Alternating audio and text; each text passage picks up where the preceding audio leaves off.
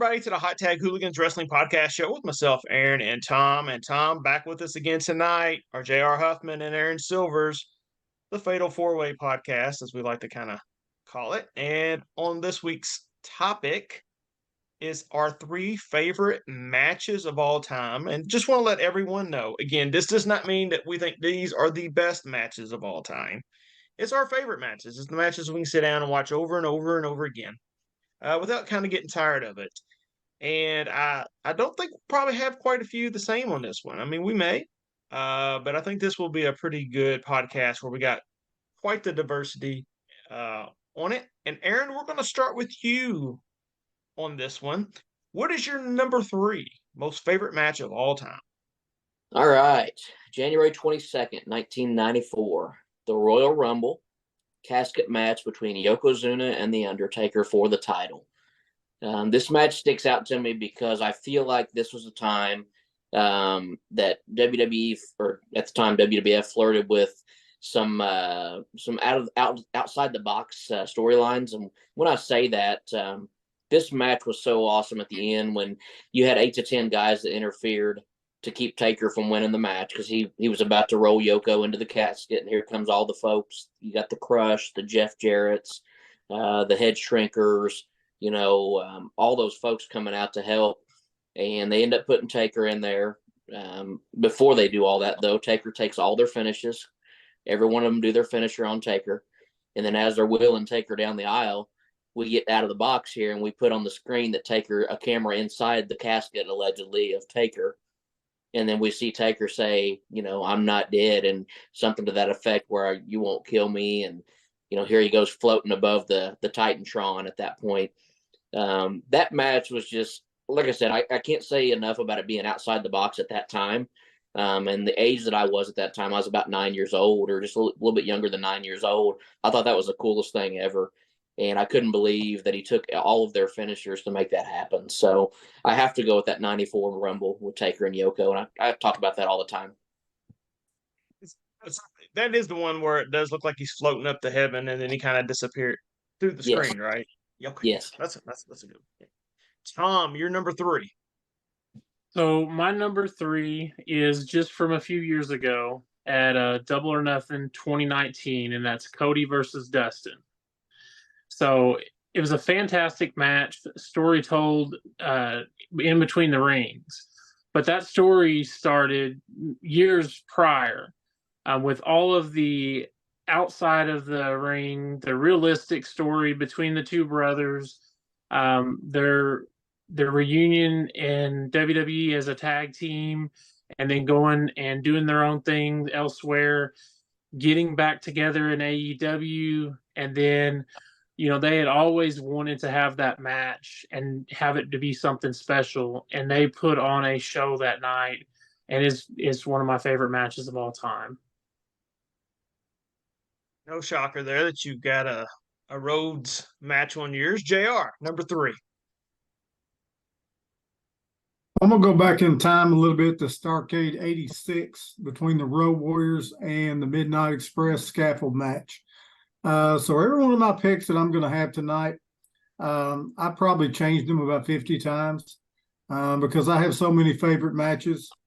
When I first thought about this match, I thought, I don't know if this is one of my favorites. As I watched back through it, I remember why. It was the psychology of that match and just that old school feel, a team that was nowhere physically matched up with the Road Warriors, but yet intellectually with no telling what Jim Cornette, the Weasel, not really the Weasel, but weaseling his way into trying to do something with that match and the way it finished. I remember being 11 years old, I think. No, I was 13. 13 years old, I'm telling my age. But I remember watching that match live. It was one of the first pay-per-views I ever seen. And I just loved the way that, because it was so dangerous and it was so scary, but it was so exciting. So that's my number three favorite match of all time. Love the old scaffold matches. I can 100% understand why they no longer do them. There's, I think the last one I saw was when New Jack threw Vic Grimes off the scaffold and about killed Vic Grimes. But yeah, is that the one where Cornette blew his knee out falling. Is that one? Yeah, I think he blew his knee or both his quads one because Big Boss Man or whatever he's called then, he was supposed to Bubba. catch him and he missed. Yeah, Bubba. He didn't catch him at all. He just watched him fall. Awesome. Yeah, definitely one of those dangerous matches. I don't know if we could ever bring that one back or not. All right, so for me, we're gonna go 2011. We're gonna go to Money in the Bank. We're gonna go with one of the hottest crowds I've seen, and it's John Cena versus CM Punk. And this is right in that time period where what was Punk doing with the title? If he won it, was he going to leave? But that Chicago crowd was absolutely electric. I think it's one of John Cena's best matches as well. He did a fantastic job in that match, and sometimes Cena's very hit or miss on what he does, but he played to the crowd perfectly. The strong angle at the end where Vince is coming in, and you're thinking Del Rio's also going to cash in, and he doesn't cash in, and Punk hops the railing, blows Vince the kiss, heads on up, and then it all leads to the cult of personality and the best in the world. And to me, that's one of my favorite matches to sit down and watch. And it starts from the moment John Cena's music hits and that boo and CM Punk's ruckus crowd. It's just great. It's my number 3 favorite match. Aaron, back to you. Number 2. Number 2, August 26, 1991. This is SummerSlam. Brett versus Mr. Perfect. IC title on the line. 2 technicians that really nobody can really, I think, debate that they're probably top 5 best technicians of all time. Again, opinion, but it's hard to debate. And this was also Brett's first singles title that he ever won. Was at this match. Great match from start to finish. Perfect was kind of toward the end of his career at this point. I think he went maybe another year, possibly 2 at the most, as far as his really hot and heavy days of being the great technician. But Brett finally getting his singles push was great. I've always been a Bret Hart fan. He's not my top favorite, but he is one of my favorites because he can go. And I'm always a fan of the folks that can go and do the mic. So, and putting those 2 together was great. And I can still watch it today. Even at that age, 5, 6 years old at that point, I can still remember today that I would still sit there and watch that match at that young age. I never got bored watching it. And that says a lot for a kid that age. It just had me captivated, if you will. So 91 SummerSlam, Brett and Mr. Perfect. Can't go wrong with that one. Tom, number 2. So my number 2 is SummerSlam 2013, the Beth versus the Beast. It's probably my favorite CM Punk match of all time. The one with John Cena that you mentioned is probably right behind it. But this match went back and forth for like 20, 25 minutes of just hard hitting craziness going on. And the thing that made it so powerful at the end was even though that CM Punk won, the crowd's still chanting his name when he leaves. And of course there were shenanigans that went on that costed him to lose that match, but it didn't matter. He got over even more so than what he was after that match, even though he had lost. And it's just a fantastic performance on both of the individuals' parts and Heyman as well. And these are good matches. Going to make me want to watch some matches later. JR, you're number 2.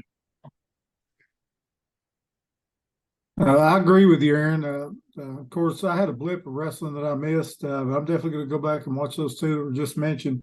My number 2, and this might sound kind of cliche, but I remember where I was at when this happened, and I was a huge fan of both of these wrestlers. This was WrestleMania 6, Hogan versus the Ultimate Warrior. The energy that was inside of that match when they were standing there doing this stare down, that electricity and that crowd, just to we talked, a little while ago about the energy in a previous match and what that crowd felt like. That's what it meant to me. And I went back in every one of my picks and I watched to see if they truly were my favorite matches. And I remember what I was doing that time of the year and when that happened. But the Hogan, Ultimate Warrior, the two Ultimate Baby Faces, it had probably happened in the past, but in that time frame, in that time period, that had never happened. Two major baby faces. It was always good versus bad or face versus heel. And to see those two going at it, I really was torn in who I was pulling for because I wanted Hogan to win, but I wanted the Warrior to win too. So that's my number 2. Good fond memories of that one too. So my number 2 is one that a lot of people may not have seen, because it was on a European kind of pay-per-view, and when you search it, sometimes it's a match that has been taken off a lot of copies of this, but it's from one night only, and it's Bret the Hitman Hart versus The Undertaker. And sometimes you can find a copy there for a while on the WWE Network. They didn't include this match. They just had Shawn Michaels versus the British Bulldog in the main event, and it's takes place over in England. And even in that match, they're talking about the Bret and Undertaker match that happened right before it, but yet they've cut it out. So if anyone can go out there and find it, I think they may have put it on there now, but I remember years ago I got so pissed because I did have the DVD, and so I was able to watch it. It's one of the better technician matches of Bret's career, and Undertaker was very technical in this match too. And it's one of those matches where you don't expect Taker to do that. You just expect Bret to kind of feed off of what Taker's doing with the power and the psychology. But it's not. It's very well done. Just kind of like the Randy Orton, breaking down of the fingers, breaking down of the feet, stomping, very psychological. And it's a great match by two all-time greats. Bret the Hitman Hart versus The Undertaker, one night only. So if you can find that, that's my number 2. All right, Aaron. All right. So, give me an honorable mention. One honorable mention first. Honorable mention for me, and this was hard that I left this off the list, is going to be Hell in a Cell, Mankind Taker. Great match that I'll never forget for a lot of reasons. But it's got to be an honorable mention for me because I think this other one kind of edges it a little bit for some different reasons. But very brutal, very, I guess you could say where some fans that maybe were not that great of fans finally realized that, not everything is fake. Not everything that happens in this ring is fake. So everybody got to see that up close and personal. We got to see everything behind the scenes over the years. So that's my honorable mention, is that Hell in a Cell match.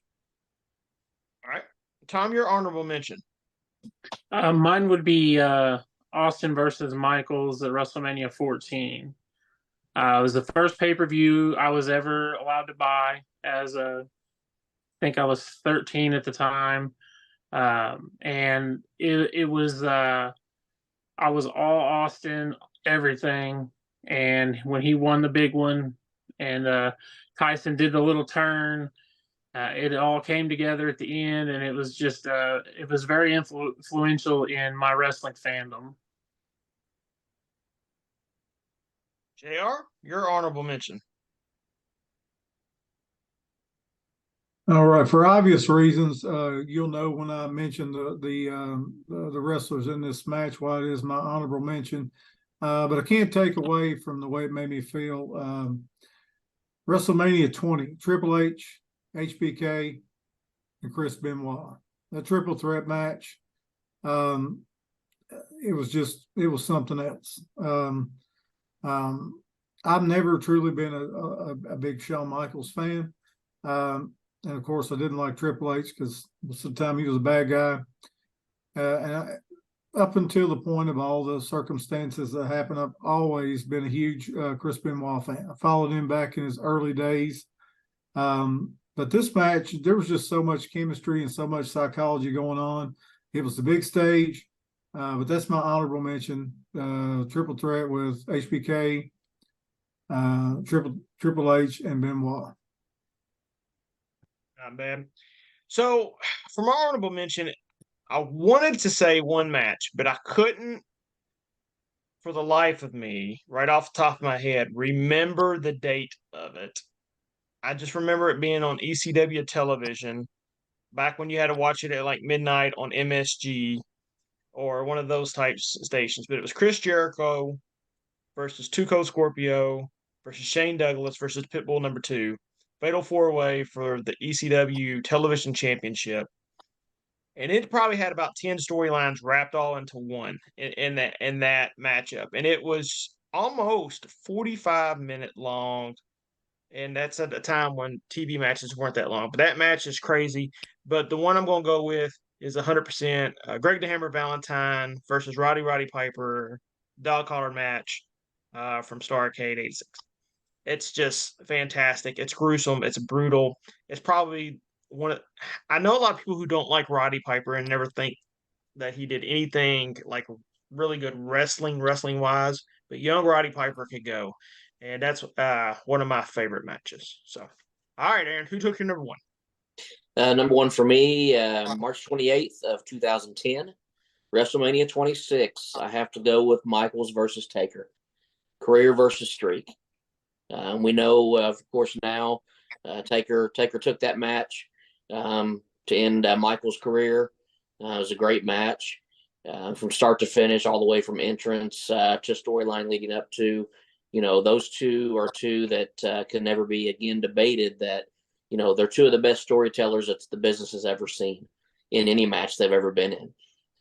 You've got part of the match where Taker's beating Michaels down so bad he keeps telling him stay down.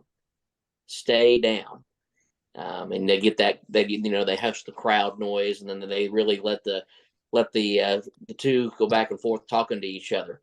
It's all of that storyline. You felt every emotion in that match, and for me, that's why it edged out the Hell in a Cell that I mentioned as an honorable mention, because I feel like every emotion was in that match, and two of the four that probably would be on the Mount Rushmore of all time. So had to go with that one. All right. Yeah. I mean, if you take your top three matches against each other, the two Mania matches in Hell in a Cell, that's, three of the better matches that you probably see of all time, and top 100 maybe altogether. Tom, you're number one. My number one is Royal Rumble 2000, Triple H versus Cactus Jack in the street fight.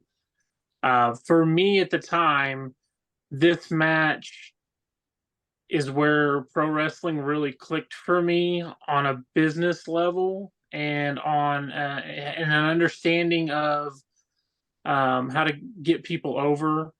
And I feel like this is the match that really got Triple H over to a different level. I was going into that match someone who absolutely hated Triple H, thought he could just get off my TV, didn't want him on there. And because he didn't have some of that credibility as being tough, he was, he played that character that he didn't, really want to, tangle it up with anybody that was better than him. He was definitely that type of heel. But he went through a lot in that match and more than I thought he would do. And it changed my whole perspective on the pro wrestling business and realized what Mick Foley had done for him in that match. And I looked at pro wrestling completely different from that moment on. And it was, influential in what I did when I wrestled for, a brief time. A lot of what was in that match is things that I thought were important when I wrestled. So I took a lot from that match, and not only building characters, but understanding that everyone's there for a reason. And Mick Foley, even though I wanted him to win that match, he needed to lose that match. That that's another good one. I don't think a lot of people understand Foley's importance on doing what's best for business. Uh, he was red hot after the Hell in a Cell with Undertaker, and people started falling in love with him, and They kind of saw him for a different person, but what he did for the careers of Triple H, Randy Orton, and Edge during a period of time, I don't know if there's anybody else who's done something like that for three individuals who all became legends in themselves. And he helped elevate all three of them. So, yes, great job. JR, you're number one. All right, I'm going to take you guys back 35 years to Clash of the Champions 88. So I'll make it easy. 1988. Sting versus Flair for the World Heavyweight Championship. Went to a 45-minute draw. And it was when Sting finally became the guy. Dusty had pretty much already was kind of scaling back, and Sting pretty much became the successor of Dusty as a top baby face. And that is when Sting became my favorite wrestler of all time. Even though he didn't win, it went to a draw. They had celebrity judges. I think Eddie Haskell, the guy that played Eddie Haskell, was out there around the ring. But that is when, because I had only saw TV matches and things like that and got all the magazines that had Sting in it. But that's the match that I really saw what Sting was made of. 45-minute draw. He never backed out, never ran out of gas. Flair never ran out of gas. And the psychology, again, I mentioned that a couple times already. The psychology that they had, everything made sense. Even when you didn't think it made sense, you go back and you watch it. And I did. I probably watched it 3 times today because I loved it that much. And that's why it had to take my number one spot as my favorite match of all time. Sting versus Flair, Clash of Champions 88. And at the time, no one was putting on live television special matches of that caliber like WCW was. I mean, those Clash of Champions had some of the greatest matchups, early Clash of Champions that you'll ever find. All right, for me, number one's pretty simple. And if you ever listen to the show, then you know exactly what it is. It's right above my head, right here. It's Rey Mysterio versus Eddie Guerrero, Halloween Havoc 1997. It is what me and my friends like to call Ray 116 because he looks like he weighs 116 pounds in that match. And Rey Mysterio was just at another level at that point in time. And his influence on pro wrestling can really be seen in that matchup. Till that point, he was getting little 10, 15 minutes, but this was a really good feud between him and Eddie. And Eddie at the time was just sulking, and Eddie was so shredded and ripped at this time, too. Eddie was in probably not the best shape of his life as far as what he was doing to get in shape, but in the ring, it was peak Eddie Guerrero, and these two were just absolute magic. The maneuvers that were being pulled out within this match, the Frankensteiners, from a razor's edge off the top rope, just blows my mind to this day. I can watch it. I've showed my kids it multiple times. It's my absolute favorite match. Rey Mysterio versus Eddie Guerrero, Halloween Havoc, 1997. And I think it's one of those matches that's been very influential for a lot of the younger crowd because we've had people in the podcast mention it as well. So, all right. Well, not one the same. I like it. I always like when that happens. And it has made me kind of want to go back and watch some stuff. So, JR, especially some of your stuff, because the crowd back in like the 80s on WCW is like nothing you've ever heard. I mean, they believed every punch was real and someone was going to die. And it's such great stuff. It makes me ready to go watch. I know this isn't WCW. It makes me want to go watch the Iron Claw movie right now. Really looking forward to that here in the next month. Getting to go see the Iron Claw movie on the Von Erichs. So, all right. For everyone out there, make sure you're doing what you need to do. Stay safe. We'll be back with our next episode with these two gentlemen as well. And on the topic, it is going to be our 3 most shocking moments in pro wrestling to us. Can't wait to see what that is because that's another one. I don't know if we'll have any of the same, and that always makes for good content. For myself, Tom, Aaron, and JR, hit that subscribe button for us. We appreciate it as always. Thank you all, and enjoy your night.